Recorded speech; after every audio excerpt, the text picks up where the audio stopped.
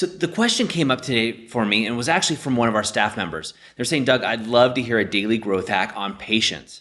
And what they meant by patience, once we got some clarification, was patience regarding waiting for something. Maybe it's a baby or a relationship or a promotion or something along those lines.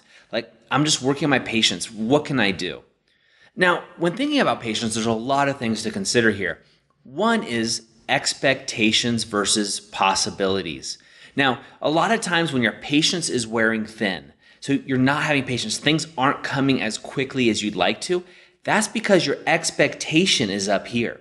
You've set an expectation really high. You expect something to happen by a certain time. So that expectation isn't being met. Therefore, you're running out of patience. You're running out of time. You've expected something. You've expected the cable guy to get there by 2 p.m. You've expected to get that promotion by your 30-day review.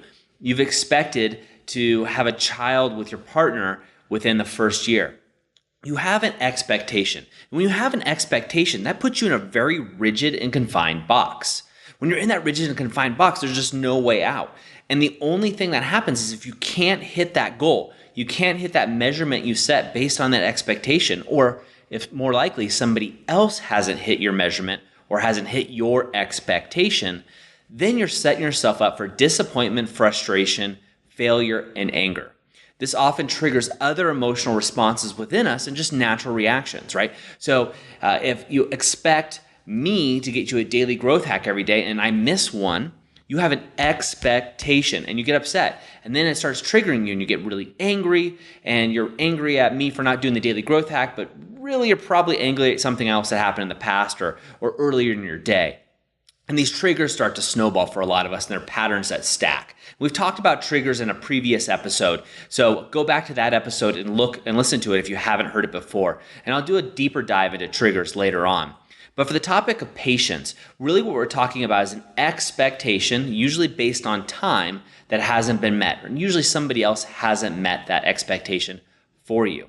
Now, if we flip that script and we say possibility, right? What about if there's a possibility? Hey, I have a 30-day review and maybe it's possible I'll get a raise. That'd be kind of cool. Or, the cable guy's coming today and it's possible he'll be here sometime around 2.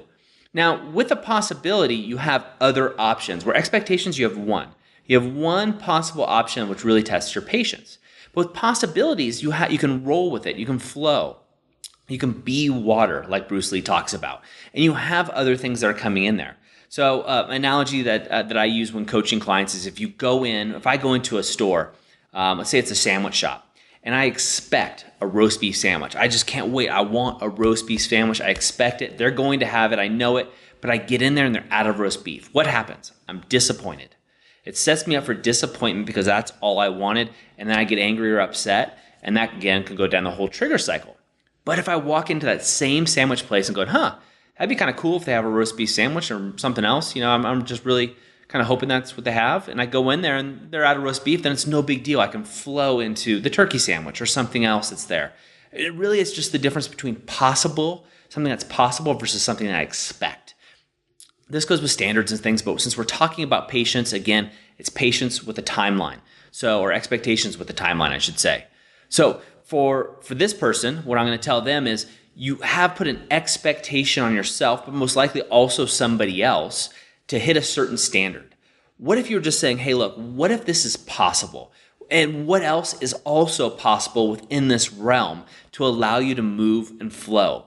That's going to relieve your stress. And I think you're going to find things are going to happen faster for you because you're going to be less rigid in your mental focus and clarity, and really allowing things to come to you. So I hope this answers your questions. We could talk about this for hours and hours on the topic of patience and unmet expectations too. But for today's daily growth hack, I just wanted to address that since you brought it up, and I hope that helps, and I'd love to hear your feedback, as all of you. So please go over to the Author of Your Own Story community and go ahead and let me know what's testing your patience right now. Write it in your journal. Write it down in your 5 to Thrive. Where have you set an expectation really high on a timeline that's not realistic, or an expectation on somebody else? You're expecting them to do something by a certain time rather than hoping for or making it possible. Like, in other words, there's a possibility in having other options there for them to do. That's it for me today. Have a great day. And remember, go out and be the author of your own story. I have a question for you. What if you could transform your life for the better in just 90 days? Would you do it? Our 90-Day Game is an online program and community created for people like you who are ready to make a shift and take those dreams and goals they've been talking about for years and turn them into a reality within 90 days. Go to authorofyourownstory.com/90-day-game and turn your goals into reality. And don't forget to be the author of your own story.